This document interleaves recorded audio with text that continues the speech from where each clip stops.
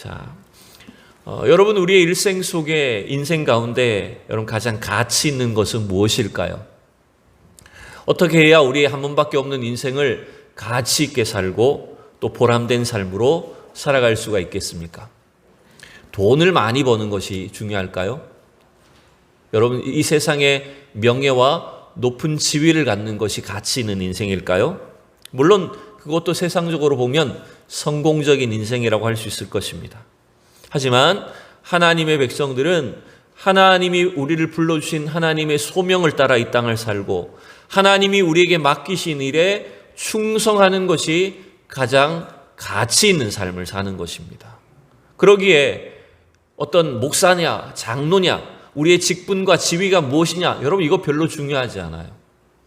하나님이 우리를 각자 어떤 자리에 부르셨든지 간에 우리에게 부르신 그곳에서 어떻게 하나님을 섬기며 하나님 맡기신 일에 충성하느냐 하는 것이 가장 보람있고 가치 있는 인생입니다. 많은 분들이 가끔 저에게 물을 때가 있습니다. 목사님은 어떻게 목사님이 되려고 하셨습니까? 목사가 되고자 하는 어떤 특별한 계기가 있었습니까? 라고 이렇게 질문하실 때가 많죠. 어떤 목회자들 경우에는 특별한 부르심으로 바울처럼 막 특별한 경험과 과정을 거쳐서 사역의 길에 목회자의 길에 들어가게 되기도 합니다.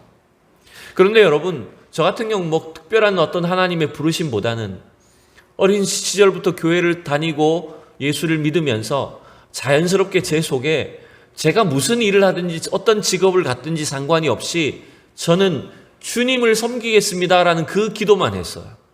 군대에 가서부터 군 생활하면서 그냥 자연스럽게 제 안에 저는 제가 하나님 무슨 일을 하든지 하나님의 일을 하겠습니다. 여러분 이거는 무슨 말이냐면요.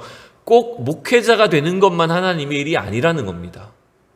여러분이 직장에서 가정에서 어떤 일들을 하든지 상관이 없이 여러분 그 일이 주님을 섬기는 일이 되도록 해야 된다는 것입니다. 믿습니까? 여러분 그 부르심을 받은 자리에서 우리가 하나님을 섬기는 것, 하나님 맡기신 일에 충성하는 것이 여러분 가장 가치 있는 일이에요. 1800년대에 미국의 한 청년이 아주 믿음이 좋은 청년이 있었습니다. 이 청년은 자기의 생애를 하나님께 드리기로 하고 저 아프리카에 선교사로 자원을 했다 그래요. 아프리카 선교사가 되기로 자원을 하고 열심히 준비를 했어요. 선교사가 되는 그 과정을 준비를 해서 그래서 이제 마지막 출국을 앞두고 있었는데 출국을 앞두고 자기 아내와 함께 이제 그 선교사로 아프리카 선교사로 적합한지를 신체 검사를 하다가 떨어지고 말은 거예요. 왜냐하면 아내가 이 청년의 부인이 이 아프리카에 들어가면 건강이 완전히 맞지 않는 그러니까 지금은 우리가 무슨 백신도 많고 의약품이 많기 때문에 상관이 없지만 그런 풍토병이나 그런 질병들을 이길 수 없는 건강이었던 거예요. 그래서 그 테스트에 떨어지고 나니까 아프리카 선교로 갈 수가 없었던 거죠. 여러분 아내를 놔두고 혼자 가야 됩니까? 혼자 갈 수는 없잖아요. 그래서 사실은 이 선교사로 그렇게 준비를 하고 하나님 앞에 서원을 했는데 선교사 길이 막히게 되니까 굉장히 실망을 했다 그래요. 실망을 하고 이제 다시 고향 땅으로 돌아왔는데 그 고향에서 이제 무슨 일을 하느냐면 이제 아버지가 이제 목회자였어요. 이 청년의 아버지가 목회자이면서 치과 의사였다고 합니다. 근데 이 아버지가 교회에서 성찬식 때 항상 포도주를 알코올이 있는 포도주를 쓰는 게 별로 마음에 안 들어서 이 아버지는 항상 뭘 만들었냐면 포도즙을 만들었다 그래요. 직접. 치과 의사를 하면서 교회에 쓸 포도즙을 직접 이제 만들어서 그걸 이제 취미 삼아 만들어서 팔기도 했는데 이 청년이 이제 그 아버지가 하던 일들을 물려받은 거예요. 그래서 거기에 온 집중을 한 거예요. 자기가 지금 선교사가 되지는 못했지만 하나님 내가 이 포도즙을 만드는 일에 내가 최선을 다해서 돈을 벌기 위해서가 아니라 이 일을 통해서 내가 하나님을 섬기겠습니다. 내가 가지는 못하지만 선교사님들을 돕는 일을 하겠습니다. 여기에 이제 헌신을 한 거예요. 그래서 하나님이 이 청년에게 복을 주셨어요. 그래서 그 청년이 만든, 그 청년이 발전시킨 그 포도즙이 뭐냐 하면 우리나라에도 지금도 마시고 있어요. 웰치스라는 포도즙. 웰치 알죠, 여러분? 보라색 깡통으로 된 웰치 포도즙이 바로 이 청년이 개발한 거예요. 그러니까 포도주가 아니라 포도즙으로서 세계적인 성공을 이룬 브랜드가 됐다는 겁니다. 여러분, 이와 같이 우리가 어떤 지위가 되고 어떤 직책을 갖는 게 중요한 게 아니에요. 하나님이 저와 여러분을 우리의 가정에, 직장에, 교회에 불러주신 줄로 믿습니다.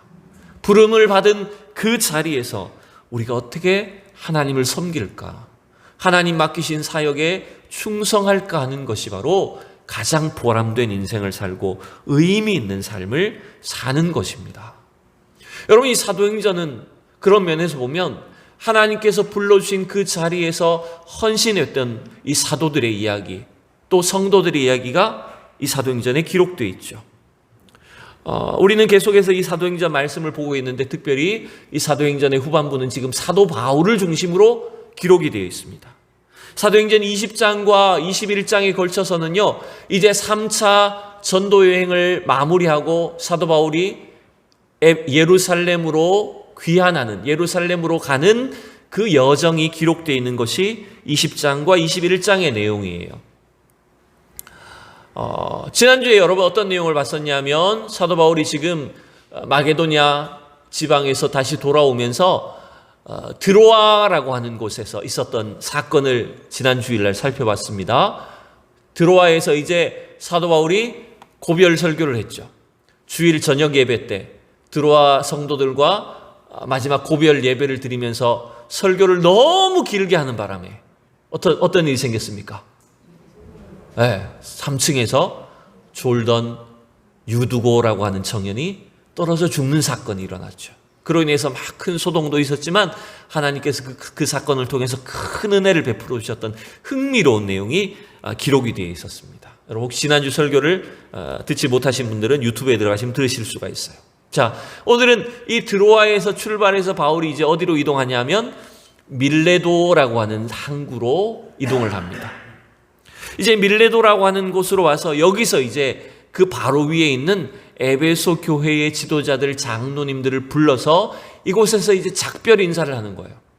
고별 인사를 나누면서 부탁하는 내용이 20장의 전체에 쭉 기록되어 있는 것을 볼 수가 있습니다. 여러분 지도에 보듯이 여러분 에베소와 밀레도는 굉장히 가까운 거리예요. 그죠? 거리상으로 따지면 밀레도는 에베소에서 남쪽으로 한 40여 킬로 정도 떨어져 있는 항구 도시입니다. 에베소도 항구고 밀레도도 항구예요. 그러면 사실은 바울이 돌아가는 여정을 드로아에 가지 말고 밀레도에 가지 말고 에베소를 직접 방문하면 되는데 에베소를 방문하지 않고 지금 바로 밑에 밀레도에 가서 거기서 에베소 교회 장로들을 불러서 만난 거예요. 왜 이렇게 했냐라고 하면 이제 16절에 이런 내용이 나옵니다. 20장 16절에 보면 이렇습니다.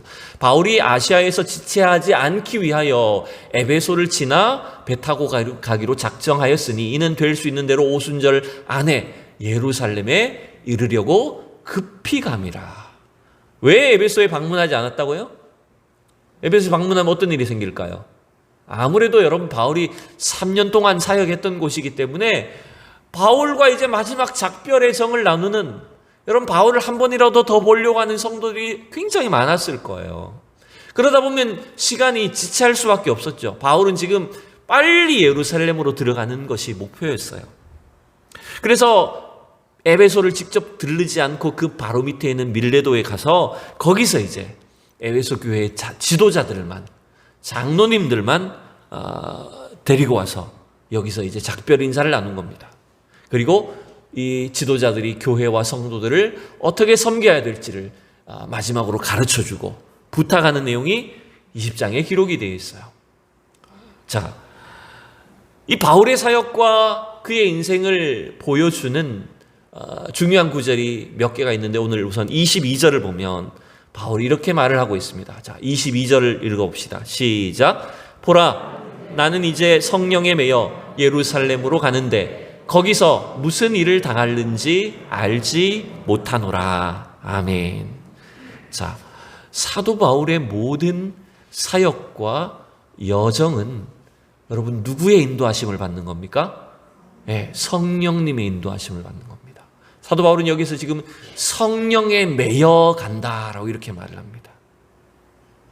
우리가 하나님의 자녀가 되고 예수 그리스도의 복음을 위해서 이 땅을 사는 것은 우리 인생의 주인이 하나님이심을 인정하며 사는 것입니다. 여러분 믿습니까? 하나님이 우리를 주장하시는 삶인 겁니다. 우리가 복음의 증인이 될 수 있는 것도, 또 하나님의 일들을 감당할 수 있는 것도 전부 다 성령님이 우리 안에 거하시고 우리를 주장하심으로 그 주님의 인도하심을 따라 가능한 일이라는 거예요. 여러분 우리가 아까 설교를 시작할 때 외웠던 암송했던 사도행전 1장 8절이 뭡니까? 사도행전의 시작이 뭡니까? 성령이 임하심으로 시작된 겁니다. 오직 성령이 너희에게 임하시면 너희가 권능을 받고 예루살렘과 온 유대와 사마리아와 땅끝까지 내 증인이 될 것이다 라고 하셨잖아요. 즉 이 사도들의 이 사역, 교회 사역, 복음 사역의 모든 주인은 성령님이라는 걸 말하는 거예요. 사도 바울 개인적으로도 마찬가지죠.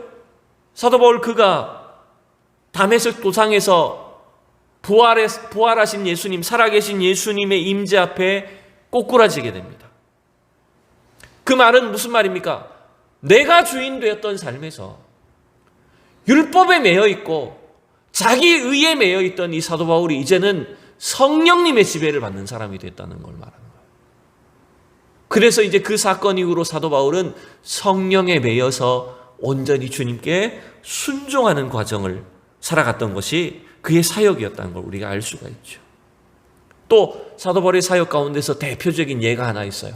그것이 뭐였냐면 아까 또 지도에서 나왔었지만 드로아라고 하는 곳에서 2차 전도여행 때 드로아에서 여러분 사실은 성령님이 자꾸 아시아로 가려는 걸 막으셨죠. 그래서 어디로 가게 됩니까? 배를 타고 어디로 넘어갑니까? 우리나라가 아니니까 지명을 잘 몰라요. 마게도냐로 넘어갔죠. 결국 아시아에서 유럽으로 넘어가게 됩니다. 그 일이 전부 다 성령님이 사도 바울을 주장하시고 인도하셨고 바울은 그 성령님의 인도하심에 복종했다는 걸 우리가 알 수 있는 겁니다. 여러분 이 표현들처럼 우리가 복음을 위해서 살고 하나님이 우리에게 주신 사명을 위해서 산다는 것은 바로 성령님의 인도하심을 따라 사는 거예요. 성령의 매인 사람들로 사는 겁니다, 여러분. 우리가 매였다고 표현하니까 좀 이게 좀 부정적으로 느껴질지 모르지만 매였다는 것은 성령님이 우리를 주장하신다는 거예요.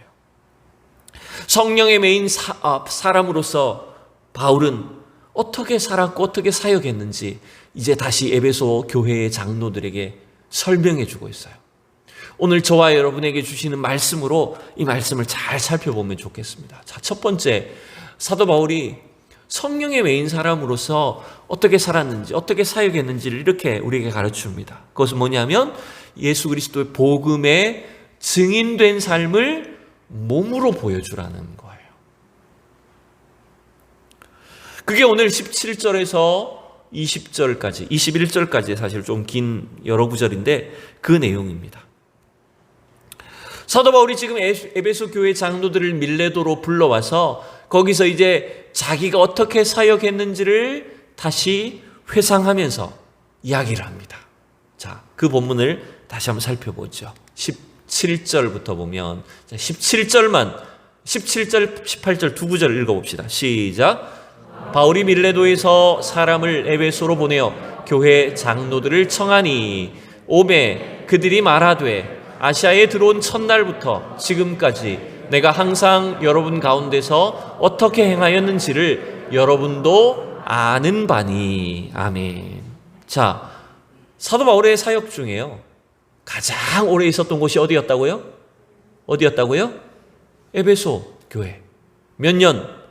3년 동안 사역했어요. 그러니 여러분 자연스럽게 이 사도 바울이 어떻게 살았고 어떻게 교회를 섬겼는지 어떻게 복음 사역에 힘썼는지를 누가 가장 많이 봤을까요? 누가 가장 잘 알까요? 당연히 에베소 교회 성도들이 잘 알죠. 에베소 교회 장로들이 가장 잘 알죠. 함께 동력을 냈으니까. 여러분, 이 말은 바울이 자기가 이만큼 잘했다라고 하는 것을 자랑하는 표현이 아니에요. 그것은 바로 자기는 그저 하나님의 부르심을 따라 주의 종이 되었고 성령의 인도하심을 따라 하나님이 맡기신 일에 충성한 것밖에 없다. 그것을 여러분들이 알고 있다라고 바울이 말하고 있는 거예요. 결국 바울이 가르치는 것이 뭡니까? 그것은 바로 우리가 복음을 위해 주님이 맡기신 사명을 위해 헌신하는 삶은 여러분 뭔가 거창한 외향으로 보여지는 게 아니라는 거예요.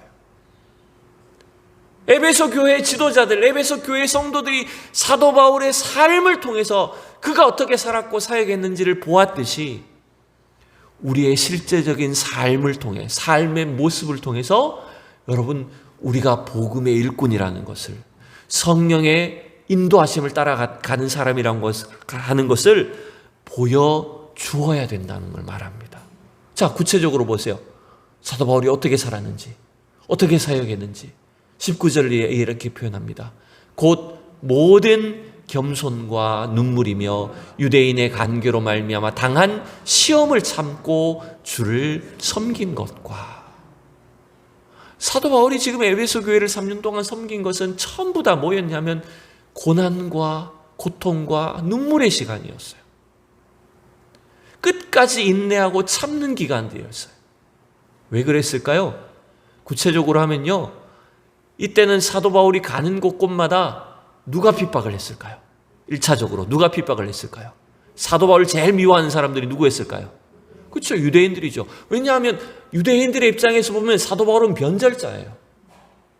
자기들을 제일 앞장섰던 사람이 이제는 갑자기 예수 믿는 사람들을 죽이겠다고 했던 사람이 갑자기 변절해가지고 이제는 도리어 유대교 율법을 부인하고 그 죄수로 죽었던 예수의 복음을 막 전하는 사람이 됐잖아요. 그러니 유대인들이 가장 미워하게 된 거예요. 사도 바울이 가는 곳곳마다 유대인들이 있었고 그 유대인들은 따라다니면서 바울을 핍박했던 거예요. 근데 그뿐만이 아닙니다. 유대인들만 바울을 미워한 것이 아니라 그 유대인들의 동조에 따라서 헬라인들, 이방인들도 어떻게 했을까요? 또 비슷하게 유대인들을 핍박하는 겁니다. 왜냐하면 바울이 전하는 복음 때문에. 여러분, 이 헬라인들은, 이 당시에 그리스 사람들, 헬라인들은 누굴 믿었습니까? 어떤 신을 믿었습니까? 하나의 신을 믿은 게 아니잖아요. 아테네에서 봤던 것처럼 이름이 없는 신까지도, 알지 못하는 신까지도 섬겼던 사람들이 이 헬라인들이었어요. 근데 바울이 전하는 복음은 뭡니까? 그건 다 우상 숭배다. 유일하신 하나님만 믿어야 된다. 이렇게 하니까 그들의 종교와 그들의 신앙을 다 부정하고 있잖아요. 그러니 자연스럽게 유대인들뿐만 아니라 이 헬라인들도, 이방인들도 바울을 핍박한 겁니다. 근데 바울이 어떻게 했다고요? 그 핍박 속에서도 겸손과 눈물로, 인내로 참고 견딘 거예요. 또 20절 보세요.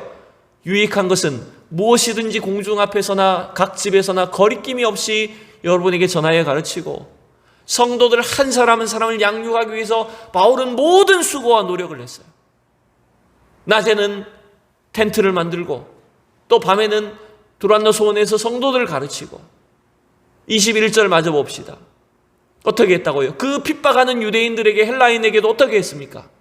하나님께 대한 회개와 우리 주 예수 그리스도에 대한 믿음을 증언한 것이라. 그들의 핍박과 공격을, 박해를 무릅쓰고 바울은 성도들만 가르친 것이 아니라 유대인들과 헬라인들에게 끊임없이 복음을, 회개와 구원의 복음을 전했다라고 하는 것입니다. 여러분, 이것은 그냥 그가 지도자의 자리만 지키고 있었다는 게 결코 아니죠. 그는 그의 삶을 통해서 성령의 메인바 된 증인의 삶을, 복음의 일꾼의 삶을 살았다라고 하는 것을 볼 수가 있어요. 참 이 말씀을 보는데 개인적으로 목회자인 저에게 참 찔림이 되는 말씀인 것 같아요. 왜냐하면 제가 대전에 내려온 지 저도 만 3년이 지났잖아요. 그러면 과연 제가 어떻게 살았고 어떻게 목회를 하고 어떻게 복음을 위해서 헌신하는지를 누가 가장 잘 압니까? 네. 우리 성도들이 가장 잘 알고 보고 평가를 하실 텐데 과연 나는 바울처럼 이렇게 말을 할 수 있을까? 그게 가장 찔림이 되는 말씀이라는 거예요. 여러분, 세상은 우리가 번지르르하게 말 잘하는 것으로, 우리의 겉모습이 화려한 것으로 보고 예수님을 믿지 않습니다. 복음의 영향력을 받는 것이 아니에요. 그리스도인으로서 우리가 어떻게 삶을 사는지, 어떻게 우리가 일상생활 가운데 행하고 있는지, 그 삶의 증언을 통해서 여러분, 세상 사람들은 예수님을 알게 되고 복음의 영향력을 받게 되는 것입니다, 여러분. 그래서 여러분, 삶의 증인이 되셔야 됩니다. 삶으로 그리스도의 복음을 증언하는 우리 성도들이 되시기를 축복합니다. 두 번째, 바울은 성령의 메인 이 사역자로서, 사람으로서 어떻게 삶을 살았느냐. 자, 2번 우리 같이 읽어봅니다. 시작. 고난을 각오하고 하나님이 주신 사명에 충성하라. 아멘. 여러분, 바울이 지금 이 성령의 메인바디였다라고 표현하면서 그는 고난이 있음을 알고도, 자기 앞에 환난과 고난이 있음을 알고도 예루살렘으로 올라가야 된다고 말합니다. 하나님의 사명에 끝까지 충성하겠다고 말합니다. 이게 성령의 메인 사람들의 모습입니다. 22절 말씀을 우리 다시 보면 같이 읽어봅시다. 시작. 보라, 이제 나는 성령에 매여 예루살렘으로 가는데 거기서 무슨 일을 당할는지 알지 못하노라. 여러분, 사도 바울은 지금 성령에 매여서 어디로 올라가야 된다고요? 예루살렘으로 올라가야 된다고 목표를 갖고 있어요. 그게 바울이 지금 성령 안에서 바울이 갖고 있는 목표입니다. 왜냐하면 하나님이 자신에게 주신 사명 때문에, 나의 달려갈 길과 주 예수께 받은 사명, 곧 하나님의 은혜의 복음을 증언하는 일을 끝까지 마치기 위해서, 여러분, 사도 바울의 목표는 예루살렘에 가는 것만이 목표가 아니죠. 복음의 증인으로 끝까지 살기 위해서 어디로 가야 된다고 늘 생각하고 있습니까? 어디로 가야 된다고? 제국의 수도인 로마에 들어가야 된다. 그리고 땅 끝까지 가는 것이 바울의 목표입니다. 여러분, 성령에 매여서 그게 바울의 끊임없는 목표예요. 목표 지점이에요. 자, 그런데 또 다른 사람들, 또 다른 성도들도 성령 안에서 다른 말을 하고 있는 걸 봅니다. 자, 바로 23절만 보면, 보세요. 23절에 보면 오직 성령이 각 성에서 내게 증언하여 결박과 환난이 나를 기다린다 하시나. 여러분, 이건 바울에게만 이렇게 가르치시는 게 아니에요. 각 성에 있는 성도들에게도 성령님께서 뭘 가르치시냐면, 예루살렘에 올라가면 환난과 결박이 있다. 여러분, 이거 21장에 가도 또 나옵니다. 21장에 가보면요, 사도 바울이 지금 여기가 어디냐면 두로라고 하는 곳을 배를 타고 가다가 지금 두로라고 하는 섬에 또 도착했어요. 근데 그 두로에 갔더니 그 두로에 있는 제자들이 성령의 감동으로 바울에게 뭐라고 말합니까? 예루살렘에 들어가지 말라. 왜? 예루살렘에 올라가면 당신 위험하다. 성령의 감동을 받아서 말하는 거예요. 그뿐만 아닙니다. 8절 이하에 가보면, 21장 8절 이하에 가보면 이제는 가이사라라고 하는 곳에 갔어요. 이건 이제 팔레스타인 땅입니다. 가이사라 그 항구에 도착했어요. 거기 누가 있었냐? 그 당시에 빌립 집사님이 살고 있었는데, 빌립 집사님한테 4명의 딸이 있었어요. 근데 4명의 딸이 다 믿음이 충만해서 성령이 충만한 사람들, 예언의 은사를 받은 사람들이었어요. 그 딸들이 전부 다 뭐라고 한결같이 예언하냐면, 똑같이 예루살렘에 가면 당신이 수족을 결박당하고 이방인들에게 넘겨지게 될 거다. 고난이 있을 거다. 그러니 올라가지 말라. 자, 그러면 여러분 질문해 봅시다. 바울의 성령님이 진짜입니까? 이 바울을 올라가지 말라라고 하는 성도들의 성령님이 진짜입니까? 어느 성령님이 진짜입니까? 예? 어느 성령님이 진짜입니까? 둘 다 진짜죠. 사실은 성령님이 같은 이야기를 하고 계신 거예요. 예루살렘으로 올라가는 것이 그 자체가 고난과 환난의 길이라는 것을 똑같이 말씀하고 있지만, 성령의 메인바된 바울은 어떻게 하는 겁니까?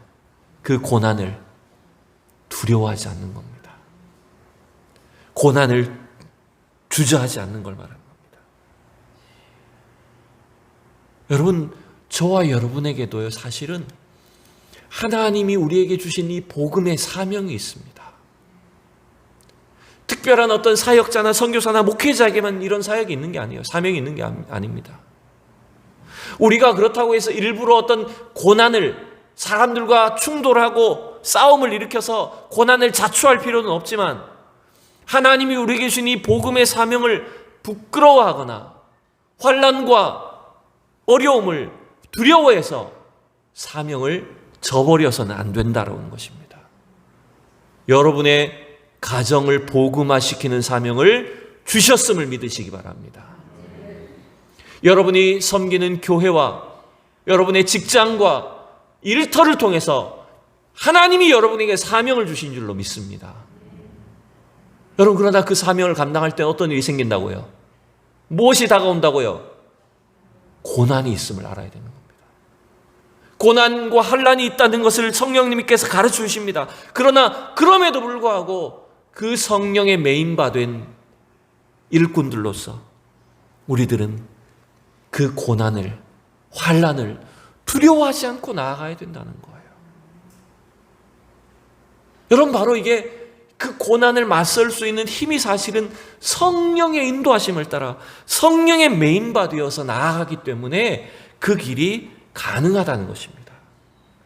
여러분, 그런 면에서 우리 온 성도들은, 저와 여러분들은 바로 성령의 메인 사명자들입니다. 이제 말씀을 마무리합니다.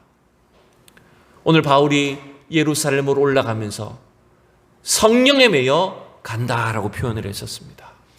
여러분, 그것은 바로 복음의 증인된 삶을, 우리의 삶을 통해서 증거하는 것입니다. 또한 우리는 성령에 매여서 고난을 두려워하지 않고 우리에게 맡긴 사명을 끝까지 감당하는 삶을 사는 것입니다. 여러분, 이 일을 위해서 우리에게 필요한 것이 뭘까요? 이제 마지막으로 우리에게 필요한 것이 뭘까요? 사도 바울이 오늘 에베소 교회 장로들에게 권면한 것처럼 에베소서에 보면 우리에게 필요한 가르침을 이렇게 다시 요약해서 주고 있는지도 모릅니다. 자, 24절을 넘어가고 에베소서 5장에 보면 뭘 우리에게 가르치냐면 성령의 충만함을 받으라고 가르칩니다. 여러분, 이걸 우리가 좀 바꿔서 날마다 성령 충만을 받아야 됩니다. 이게 바로 성령에 매여 가는 사람들, 성령에 매여 사는 사람들의 특징인 겁니다. 에베소서 5장을 이제 마지막으로 살펴봅시다. 5장 15절부터 우리 보면, 여러분 15절 읽어봅시다. 시작. 그런즉 너희가 어떻게 행할지를 자세히 주의하여 지혜 없는 자같이 하지 말고 오직 지혜 있는 자같이 하여. 여러분, 우리가 왜 하나님의 성령이 필요합니까? 왜 성령의 충만함을 받아야 되고 성령의 인도하심을 받아야 됩니까? 그것은 바로 이 악한 세상, 지혜 없는 세상, 죄악된 세상을 이기기 위함이죠. 자, 16절, 17절. 세월을 아끼라. 때가 악하니라. 그러므로 어리석은 자가 되지 말고 오직 주의 뜻이 무엇인가 이해하라. 마지막 18절 읽읍시다. 시작. 술 취하지 말라. 이는 방탕한 것이니 오직 성령으로 충만함을 받으라. 아멘. 여러분, 바울은 우리에게 술 취하지 말라, 오직 성령으로 충만함을 받으라고 권면합니다. 여러분, 술 취하는 것과 성령으로 충만하는 것이 굉장히 유사한 것이 있다는 거예요. 왜 유사할까요? 단 한 가지 특징만 짚으면 술 취하는 것과 성령으로 충만한 것은 어떤 공통점이 있냐? 둘 다 지배를 받는 것을 말합니다. 술 취한다는 것은 여러분, 그냥 술 마시고 기분이 알딸딸하니 좋다, 이 정도를 말하는 게 아니에요. 여러분, 인간은 결국요, 그 술에 지배를 당하는 겁니다. 그게 알코올의 특성이에요. 알코올이 우리 속에 뇌에 작용을 하면 우리 인간의 그 감정과 지성과 모든 기능들을 다 지배를 해버립니다. 결국 여러분 그런 말 하잖아요. 사람이 술을 마시는 게 아니고 술이 사람을 마신다고요. 술의 지배를 당하는 겁니다. 여러분, 우리는 하나님을 믿지 않을 때 술을 취하는 것처럼, 술의 지배를 당하는 것처럼 이 세상의 지배를 당해 사는 겁니다. 이 세상의 죄악과 정욕과 탐욕의 지배를 따라 사는 거예요. 근데 우리가 더 이상 그렇게 살 수 없잖아요. 구원받은 자로서 더 이상 그렇게 살아갈 수 없잖아요. 그럼 우리는 누구의 지배를 받아야 됩니까? 성령님의 지배를 받는 겁니다. 하나님이 우리 안에 거하셔서 우리를 다스릴 수 있도록 성령님이 날마다 우리 안에 거하셔야 됩니다. 성령님이 우리를 주장하셔야 된다는 거예요. 그래서 바울은 우리에게 술 취하지 말라, 성령으로 충만함을 받으라 라고 이렇게 말을 합니다. 여러분이 이 성령의 충만함을 받는다는 것은요, 사실 이 구절만 하고도 몇 번의 설교를 해야 되지만 간략하게 마무리하면 성령의 충만함을 받는다는 것은 뭡니까? 그것은 한 번을 말하는 게 아닙니다. 우리는 날마다 성령님 안에, 성령님이 우리 안에 거하시도록 그 성령 충만함으로 살아야 되는 것을 말합니다. 그게 바로 여러분 성령의 메인자의 삶입니다. 하나님의 사명을 끝까지 감당할 수 있는 비결입니다. 여러분 한 번밖에 없는 저와 여러분의 인생을 참으로 주님의 영광을 위하여 주님의 사명을 위해 살기를 원하십니까? 그러려면 우리는 성령의 메인자로 살아야 됩니다. 성령 충만함으로 살아야 됩니다. 날마다 성령 충만 받으시기를 원합니다.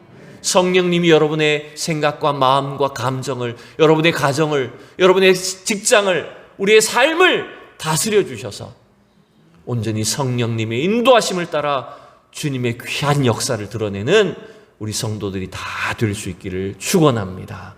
함께 기도합시다.